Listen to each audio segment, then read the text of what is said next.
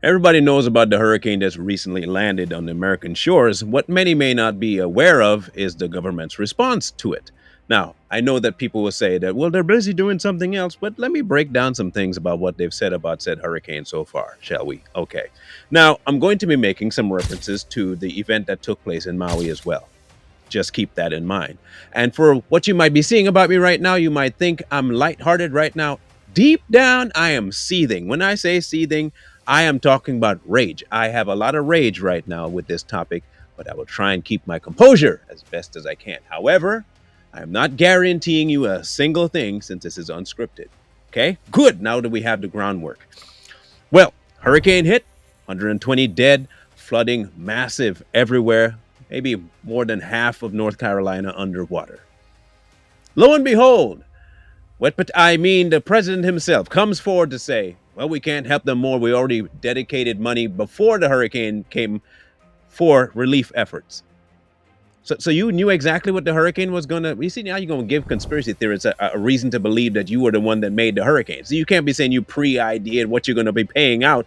How you know what the hurricane going to do? If it's one thing I know about hurricanes is this: you can't predict them. Tornadoes are worse only because of their path. Hurricanes, you never know what they're going to rip off, break down, smash. You have no clue what they're going to pick up and toss across the earth. You don't know. So there's no way you can really bank on saying this is the marked amount I'm going to give to whoever is in a hurricane's path. It's impossible unless you already decided not to help. And I do believe that is exactly what this particular administration has done. Now, it gets exponentially worse. Outside of the fact that he says he's not going to do much because he's already given what he could and they can't give anymore, he then goes on to do another press conference saying that the American people should be the one funding this. Fool, we are the ones funding all of this. It's called tax dollars, in case you forgot. You know the same tax dollars you send to Ukraine? Yeah, it's weird. I don't recall you saying that we don't have enough to send there. I also don't recall you saying we've already decided how much we're going to send and no more. It seems like whenever they ask, you just do. It's like when you give your favorite kid, a little bit of a stipend. Oh, my wonderful son. Then your other kid comes over and the one you don't like too much. I mean, you shouldn't be doing this with your children, first of all. But you know there are parents out there like that. What do you want? Well, I want some money. Shut up and go clean the kitchen. You know, Cinderella syndrome, right? That's exactly what he's doing to the American people. And to make it even worse, you all remember Maui, right? They gave what, a $600 or something like that to people. Well, they got more generous with the people of North Carolina. They gave them 750. Woo! Wow. You mean I lost my whole family and everything in this, and you gave me a whopping $750 to make what? A grocery run? One night in a hotel? Maybe two if you get a Motel 6, if the Motel 6 is there. Or you may be able to use that 750 and buy yourself a nice tent and a nice little lamp that you can hang out in the forest with because you don't got a home. You know, the American people who paid into the tax system that you took to pay another country that don't pay taxes here, you decide to give them to the tune of 200 billion over a year and a half. You're going to give the American people in certain countries, in certain states destroyed by a hurricane, you're going to give them $750. You know, it reminds me. Now, I used to be an avid watcher of this show. I no longer watch it. I'm going to make that disclaimer. South Park. South Park had a character on there named Chef, okay, voiced by Isaac Hayes. And Chef's parents were a little bit weird, okay? They were odd people. And the mother and the father always used to be talking about the fact that they were friends with this Loch Ness monster. And this Loch Ness monster was always going to be coming around and disguising himself as all kinds of things and begging them for $350. That's all he wanted was, give me $350. I said, oh, you go where you Loch Ness monster, I ain't give you no $350. Except that even they had more intelligence than the Biden administration. Pretend that Ukraine is the Loch Ness monster coming every 5 minutes to ask him for $350. And he just give him his $350 because he tricked him out of it. Meanwhile, here comes your child asking you for money. You be like, no, we already gave you some. The reason I'm upset with this is for this reason. You have people that you are the president of. These are people that pay your salary. They have endured something that they had no hand in creating. You would think that because you're over what you call infrastructure, right, that at least you'd have a hand in one, helping to rebuild with the use of our funds instead of asking us to put more funds outside of your pockets to help with our problem. Why are we paying you? Now, Miss Kamala, I have to talk to you as well because I still got beef with you. You're the one that announced this whole idea. Okay, you and Mr. Mayorkas, who said, yeah, we just don't have enough money to do it. We're sorry, we're out of money. You weren't out of money just 2 months ago. Maybe that's why you're out of money because you sent it somewhere else. But let me talk to you, Kamala. Let me ask a real quick question. Um, are you or are you not the VP right now? And is it or is it not true that Joe Biden has given you certain abilities within the confines of your role that you can do a lot more than people think you can? And as vice president, there wasn't a single thing that I did that she couldn't do. That it be true. Why 750? And how can you not just use this opportunity to say, no, we are going to treat our people better than the Ukrainians? We're going to give them every bit of funding we can scrounge up.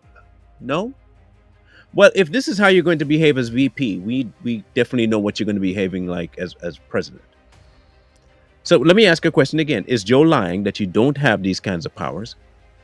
And if Joe is lying, why are you still defending him? Or if Joe is telling the truth, why are you lying?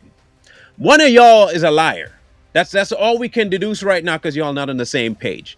I would say meet with Joe around 2 o'clock because we know 7 o'clock is bedtime. Meet with him about 2 o'clock in the afternoon and try and get your story straight because he's saying you got all kinds of powers like a Superman, and you saying you can't do jack squat till you get them powers. And here we are faced with a situation with American people who are going through it, and y'all in the corner fighting and squabbling to give them $750. Now, I don't even know if you plan on giving them every month until it's repaired. It sounding like is like you're going to give them a flat $750. So if you're going to give people a flat $750, how long do you think that's going to last? Now, mind you, no power, no running water, no house, no job. Those four factors are supposed to be offset by the generous gift of $750.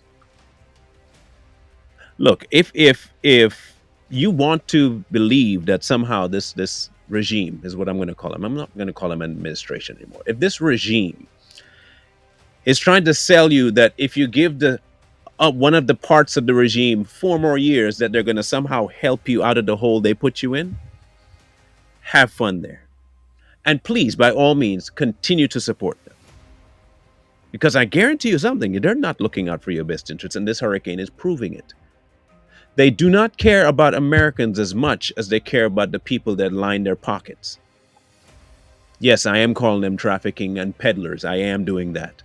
Because there's no way on earth you can justify sending $200 billion to a foreign country that has nothing to do with American people while using our funds to do it, and having us to endure something so egregious and looking them dead in their face and say, sorry, we just don't have the money. I mean, we've looked everywhere. We've checked under every rock. It's just not there. How about this? How about you people in America start sending your funds to these people and help them out? I guess what they're doing is telling you the truth. I guess maybe I'm finally clicking. It's finally clicking. What they're doing is this, showing you a prime example of socialism.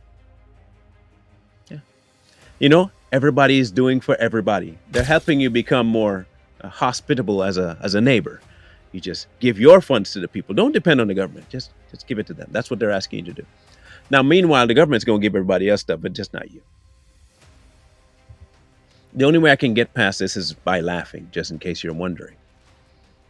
Because to the tune of 120 dead over something that was not man-made, well, let me digress from that not man-made thing real quick, because I have heard reports of people saying that the dam over there was indeed sabotaged. Now, if that is the case, and it does come to light that whoever it was that did it sabotaged the dam, that makes the 750 even worse. That makes it even worse of a slap in the face. You're not even going to investigate how the place got there. You're not going to look into it at all. You're not doing anything except telling us, we're sorry it happened. Now imagine if we have another 9/11 type situation with these people in power. Can you imagine the chaos that will take place here? But then again, that's what they want. They need chaos. They thrive on chaos. See, if they didn't have chaos, they wouldn't have anything to talk about. They wouldn't have anything to push, and they also wouldn't have anything to distract you. But what do we know? We're just a simple podcast. What we do have is this: is discernment.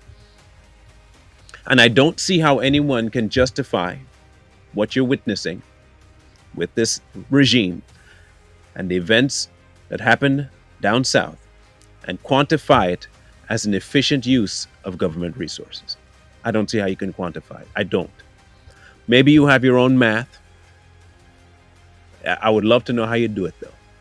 And please tell me how you justify $750 for people who have nothing. The same way you justify probably the 600 that you gave to the people in Maui, while not allowing them to go in and claim anything that was theirs. Maybe that's the point that you're trying to do with North Carolina too, is to just hopefully people leave so you can go back. Oh, see, the more I talk, the more information I just keep getting out of my deductive reasoning. That might be the plan. That might have been why it may have been allegedly a sabotage of the dam. Hey, novel plan. So here's my suggestion for people out there.